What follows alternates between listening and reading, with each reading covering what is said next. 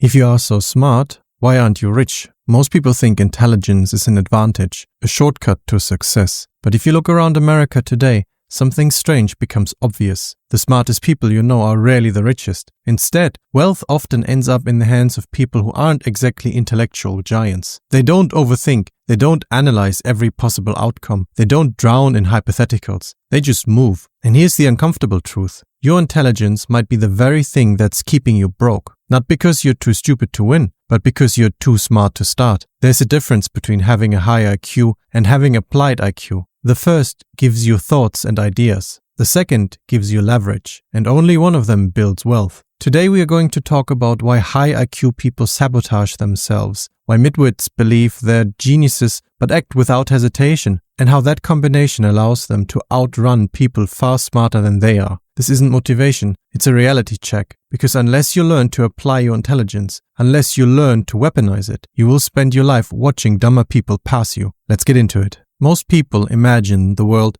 as a hierarchy of intelligence. The smarter you are, the better you should do. But reality doesn't work that way, because sitting right above average, around one standard deviation up, you find the midwit, the person who thinks they're far smarter than they actually are. And ironically, that misplaced confidence gives them an advantage. Midwits don't see complexity, they don't recognize the limits of their understanding, they don't question their own competence, they mistake familiarity for mastery, imagination for innovation, and because of that, they act quickly and repeatedly. They copy what works, stumble forward, and let reality course-correct them. Meanwhile, truly intelligent people hesitate, simulate, and second-guess themselves into paralysis. The midwits move first and learn from impact. The high IQ person thinks first and never makes contact. And in a world where action compounds faster than thoughts, that tiny cognitive blind spot becomes a superpower. The midwit isn't winning because they are brilliant. They are winning because they are unburdened. They don't need perfect clarity to begin. They don't need airtight logic to try. They aren't weighed down by understanding. And that simplicity, that blindness, that confidence translates into speed. Speed, the high IQ mind struggles to match. The real trap of high intelligence isn't arrogance, it's clarity. When you're genuinely smart, you can see flaws in your own ideas faster than anyone else. You can predict failure modes before you ever take a step. You can mentally simulate entire scenarios with frightening accuracy. And that sounds like a strength until you realize it leaves you stuck in your head,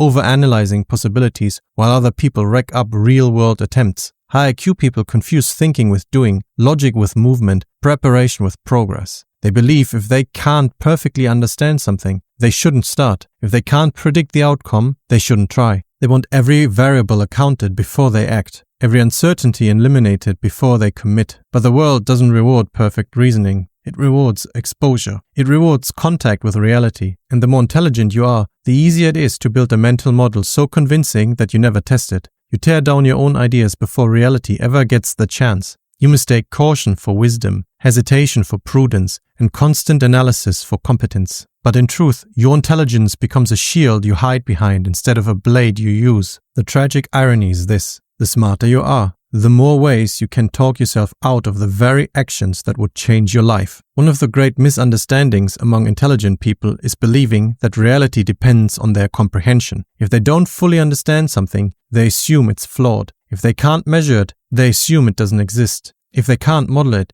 they assume it won't work. But reality is not bound to your awareness of it. Markets move whether you understand them or not. Opportunities appear whether you recognize them or not. Success happens for people who never once analyzed the mechanics behind it. Midwits live in a strange cognitive sweet spot. They understand just enough to believe they've figured things out, but not enough to realize how little they actually know. And that illusion of mastery is their greatest advantage. Because when a midwit thinks they understand something, they act on it. They believe their plan is sound. They believe their logic is airtight. They believe their insight is brilliant, even when it's barely surface level. And you know what? It doesn't matter that they are wrong. The world doesn't reward perfect understanding. It rewards momentum. Simpletons succeed because they don't think, they just do. Midwits succeed because they think they know, and that misplaced confidence pushes them into action. They launch businesses they don't fully grasp, take risks they don't fully calculate, and try things they don't fully understand. And because action generates feedback, and feedback generates progress, they stumble into success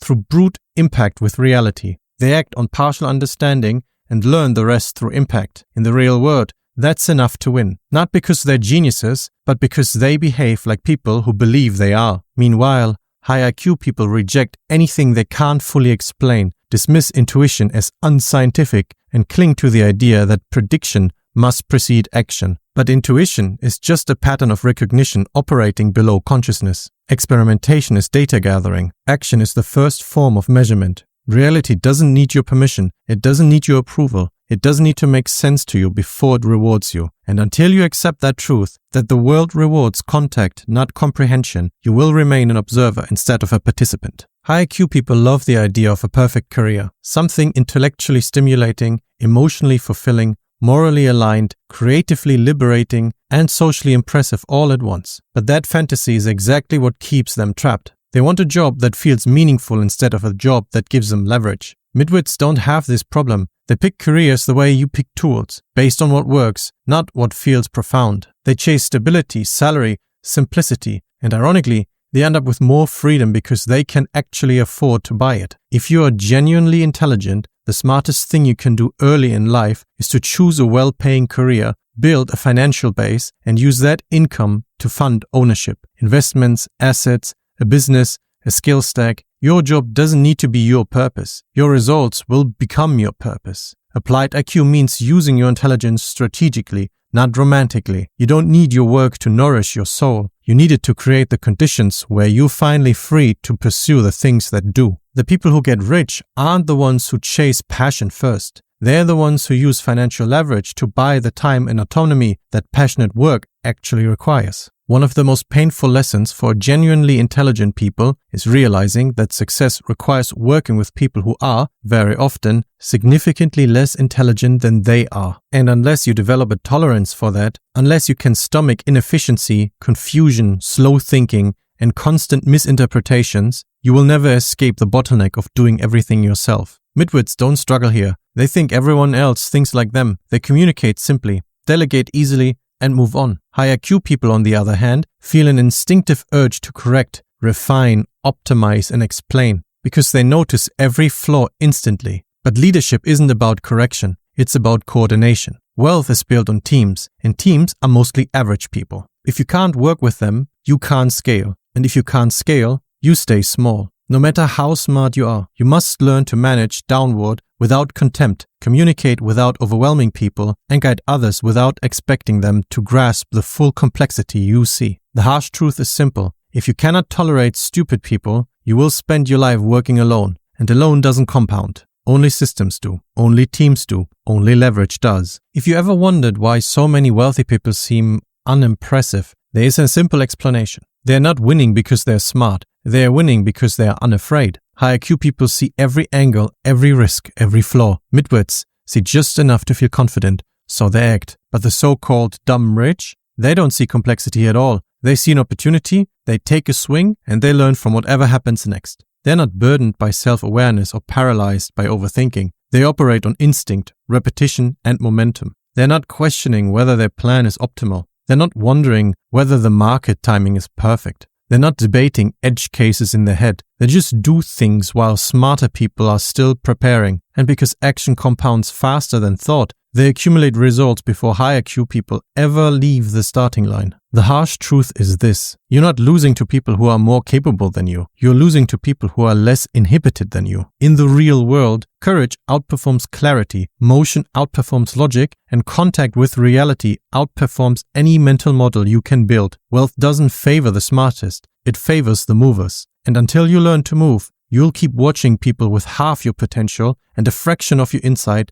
lap you in plain sight. At this point, you can see the pattern. Intelligence gives you potential, but only applied intelligence gives you results. And applied IQ is simple, almost brutally so. It's the discipline of using your mind strategically and then shutting it off long enough to execute. Think deeply, yes, but then act simply. Let reality be the judge, not your fears. Because once you combine intelligence for planning, midwit confidence for starting, and real-world feedback for calibration, you become dangerous. That's the formula. But here's the truth. Everything we've talked about today is just the surface. The real power comes from what sits underneath. how to shut down overthinking on command, how to choose a career that actually gives you leverage, how to work with average people without getting stuck doing everything yourself, and how to apply your intelligence in a way that compounds instead of trapping you. I've added an extended section for my Patreon community. The execution protocol, the high IQ wealth plan, the midwit management toolkit, and the practical ways to turn intelligence into money and momentum. If you're serious about using your mind instead of being trapped inside it, you'll find it there. Click the link in the description below. Great! Now you understand applied IQ.